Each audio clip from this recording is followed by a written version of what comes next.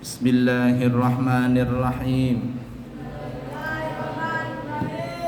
Bismillahirrahmanirrahim. Alhamdulillahi rabbil alamin.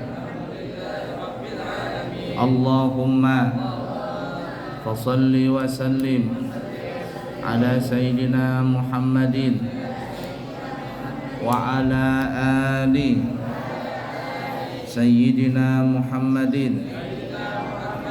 Qala al-muallifu As-Sayyid Hasan bin Ahmad bin Muhammad fi kitabihi At-Taqriratu As-Sadidatu hafadhahullahu ta'ala wa nafa'na bihi wa bi'ulumihi fid din wad dunya wal akhirah.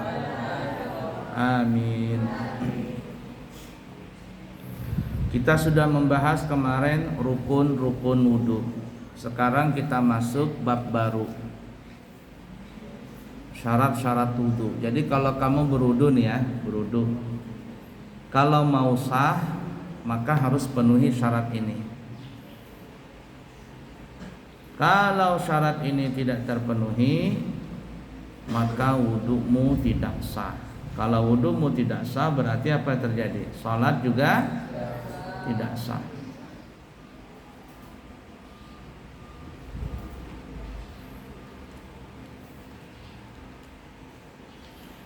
Syarat-syarat wudu ada 15,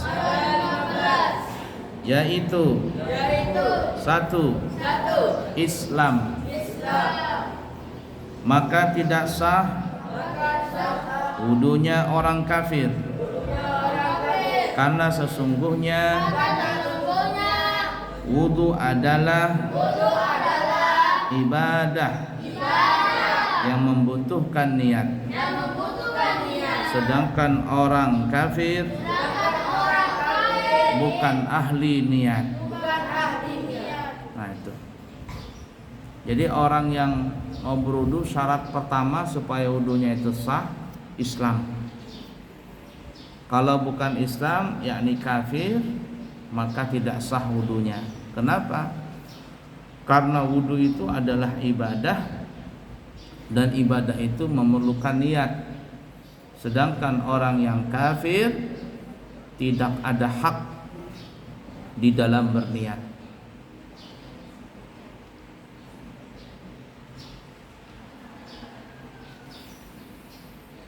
Orang kafir itu bahasa umum, yakni apabila ada seseorang yang tidak beragama Islam, maka itu disebut namanya orang kafir.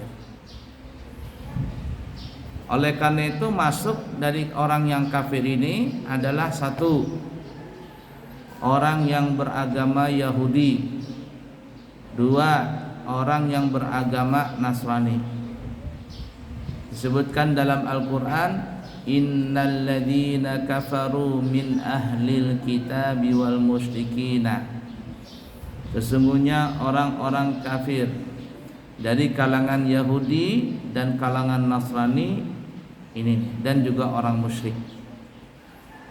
Jadi orang Yahudi dan orang Nasrani itu dikategorikan bukan Islam. Yang ketiga, orang musyrik. Orang musyrik ini adalah menyekutukan Allah,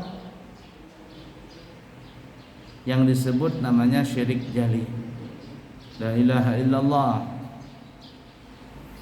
Dia menyembah Allah, tapi juga bersekutu dengan syaitan, bersekutu dengan jin. Ini disebut namanya orang musyrik. Innal ladzina kafaru min ahlil kitabi wal musyrikina fi nari jahannam khalidina fiha abada. Sesungguhnya orang-orang kafir dari kalangan Yahudi dan Nasrani dan orang musyrik, mereka itu berada di dalam neraka jahanam. Khalidina fiha, semuanya kekal di dalamnya. Nah, perhatikan ini.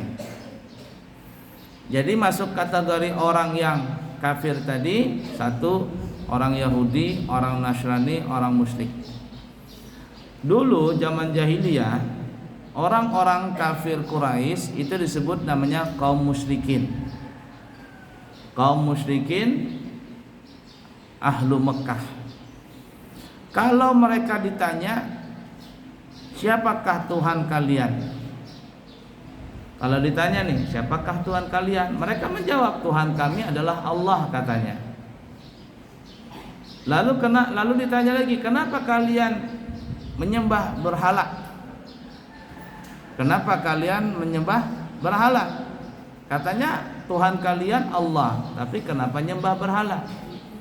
Jawaban mereka adalah ma na'buduhum illa liyuqarribuna ilallahi zulfa. Kami tidaklah menyembah berhala itu, kata orang Yahudi, kata orang kafir Quraisy, kecuali untuk berdekat kepada Tuhan. Berdekat kepada Tuhan Allah. Jadi mereka katakan berhala itu adalah mereka sembah.